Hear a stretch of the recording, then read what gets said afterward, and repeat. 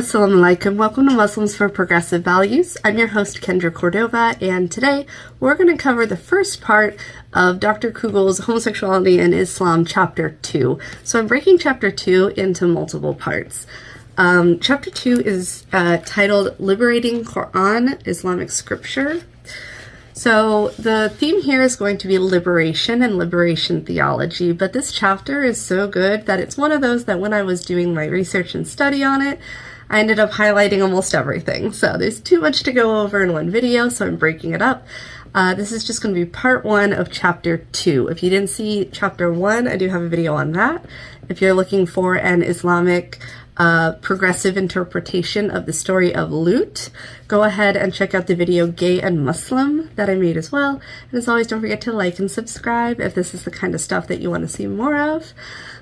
I will also share something at the end because I am looking for some stories of queer Muslims from around the world, and I'd love to hear more. So I will share that with you at the end here of how you can reach out. Right before I get to this chapter, I was doing some prayer and dua, and then I was doing some research and meditation, and I came upon one of the 99 names of Allah in this book called The Book of Language. This goes over some of the spiritual language and vocabulary used in Islam.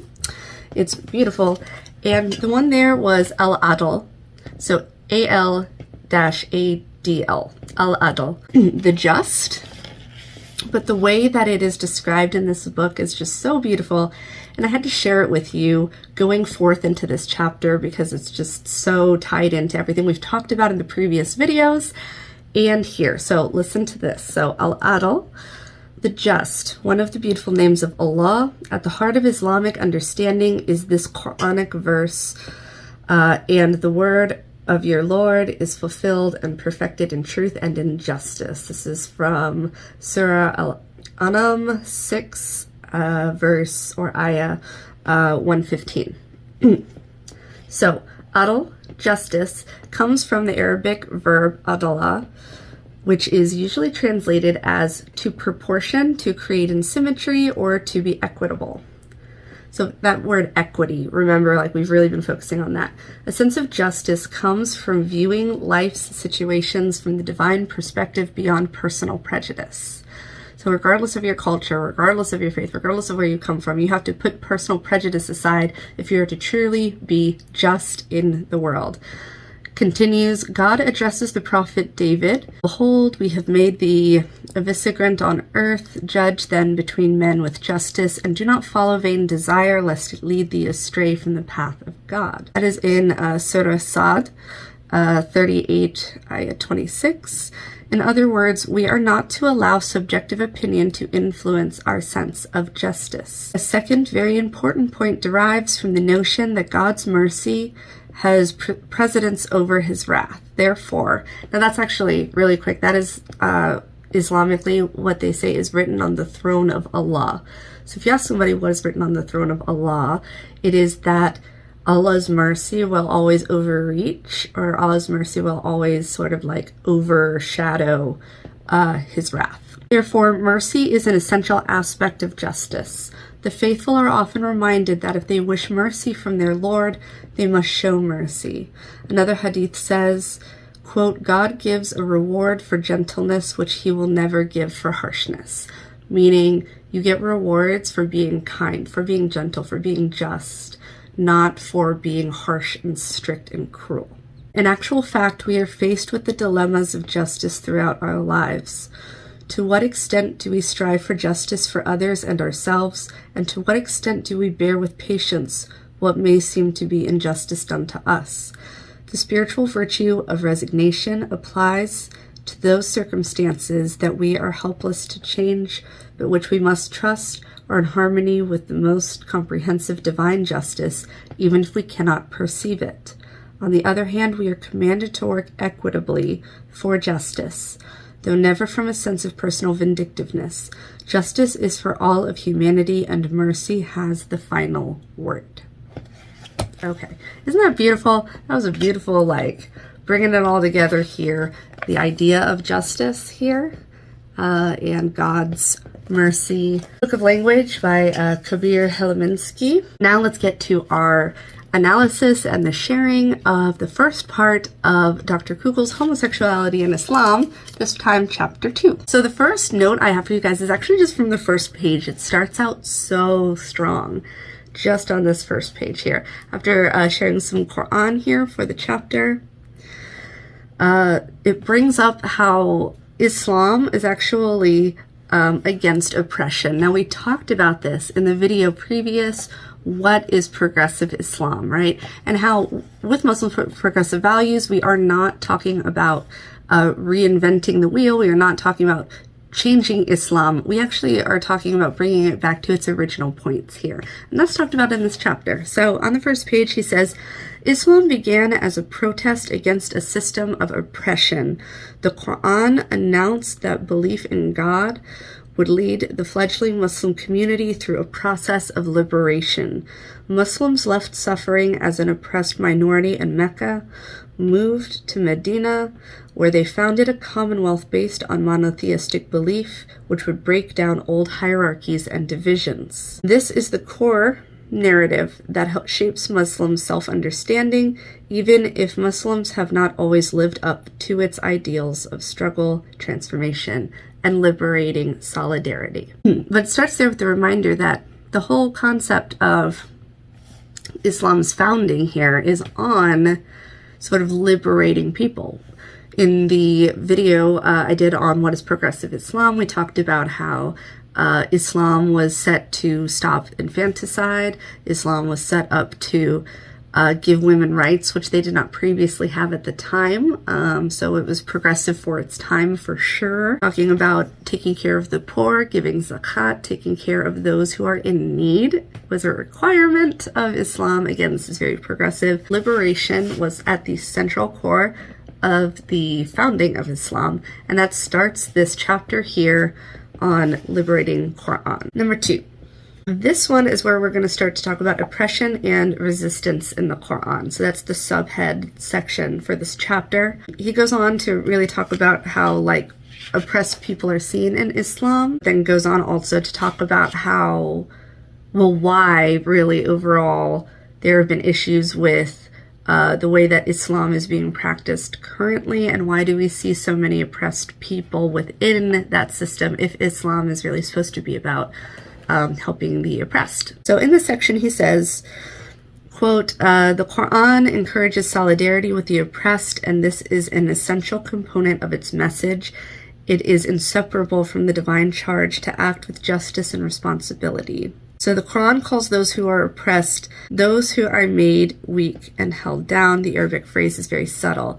The oppressed are deemed weak by others who grab power for themselves, but they are not actually weak.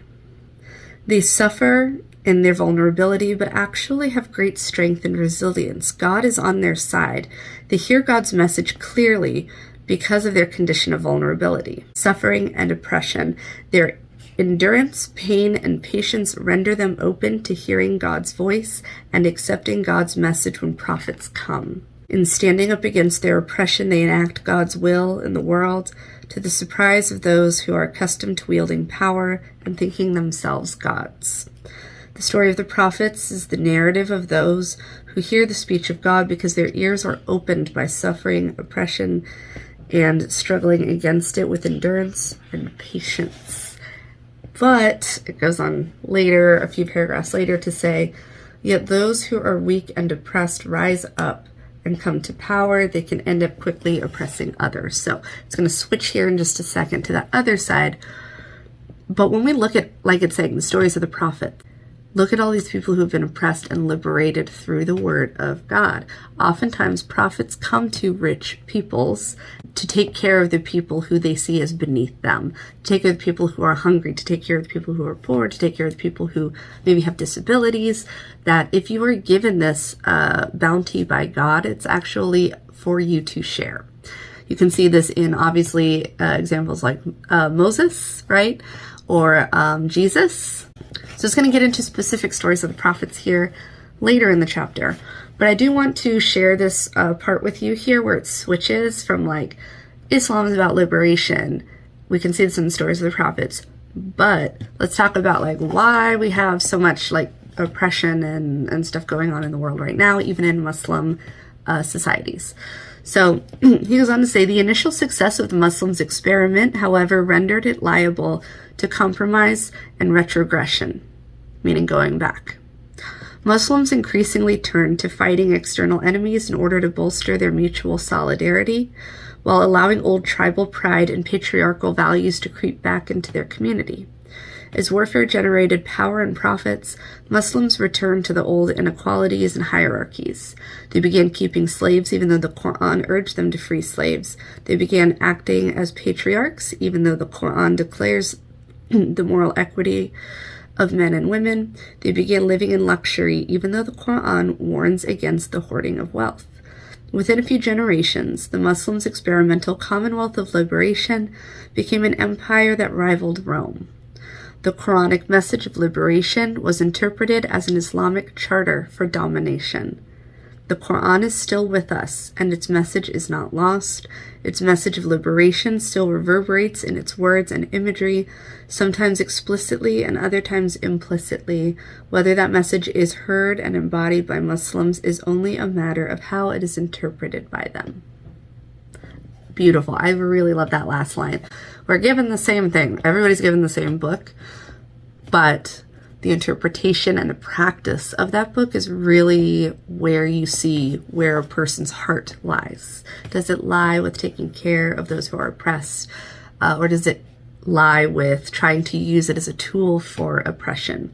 The fact that he reflected on that, I think, is really important, because just because we convert to Islam, or we are raised in Islam with this progressive view of the world and mindset, we read the Quran and we're like, wow, look at all this liberation. We need to understand sort of what happened and why this continues to be a point of contention even today. So I like that he pointed that out. Finally, last thing I want to share with you guys in this chapter today, I want to make it kind of short because we're going to get into a lot of detail as we go further into this chapter. But that's the definition of Islamic liberation theology here.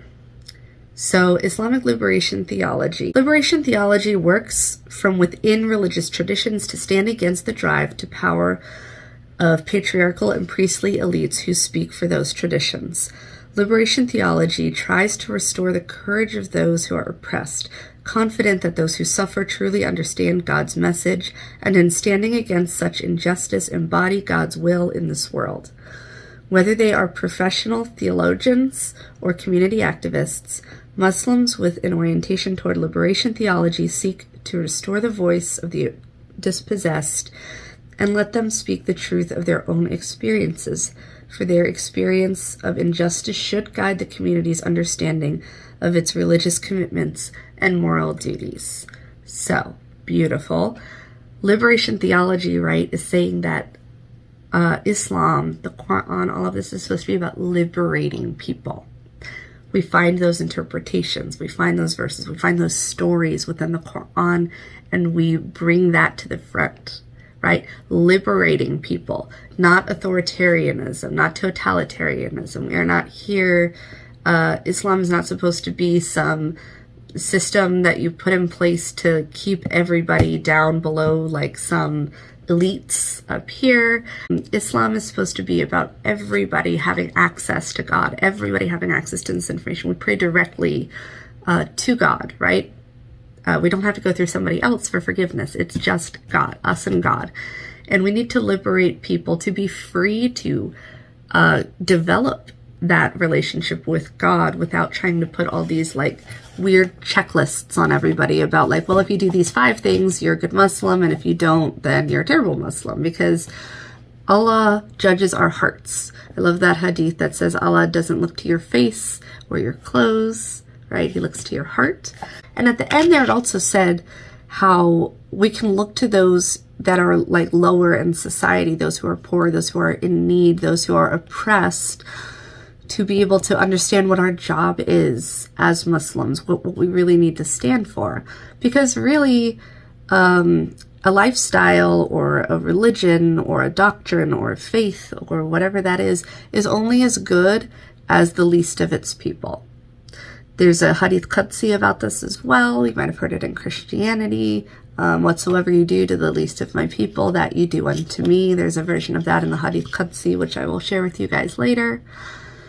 But if Islam is really, really about, and we believe it is, but if it's really, really about helping the poor, right? Then the poor people of Islamic societies should almost be non-existent at that point, right? And if Islam is really about giving rights to women and liberation for women, as it claims to be and did set up here in its inception, then there should be no oppression of women in any Islamic society ever, right? And if Islam is really all about education, right? Because like at the beginning, Muslims had some of the first universities ever created in the world, right? And so if education is really important, right, then we need to be able to allow people to have those educated debates and research and knowledge and talks and everything. We can't shut people down from thinking if liberation is really the core of Islam, which as Muslims for progressive values, we believe it is. So as he goes on in this chapter, I will be making this in a later video. We're going to talk about some of the very specific examples of stories of the prophets for liberation. We're also going to talk about psychology, homosexuality, all of these, and how that ties into the liberation of the Quran. And finally, I wanted to share with you guys, I am looking for stories to share on the channel about Muslims from around the world who are queer, Muslims who are gay, Muslims who are trans. I want to hear from you guys specifically. So if you have a story to share about your relationship of Islam and your identity and the way that you're able to blend these, or maybe some of the struggles that you've had, regardless of whether it's been negative or positive, however you have experienced it, we want to hand the microphone over to you. So if you're interested in either writing to me about your stories and I share them on here, I can always, change names, of course, keep you anonymous as needed. If you're interested in doing a video interview with me, I am setting up some interviews with some queer Muslims right now. That would be a great way to share our experiences here on the channel. So if you want to do that, go ahead and email me at mpvwithkendra@gmail.com. And of course, zakat. We're always trying to give our zakat to people who need it. And if you want to make sure that your zakat and your donations go to a charity and a group, a nonprofit that really helps people in the Muslim world to match and grow some of these progressive ideologies and teachings, then you're going to want to support Muslims for Progressive Values. So mpvusa.org, or I'm going to have the link to my own Give Butter account in the comments here, or description, in the description here. Don't forget to like and subscribe, and I will see you in a later video.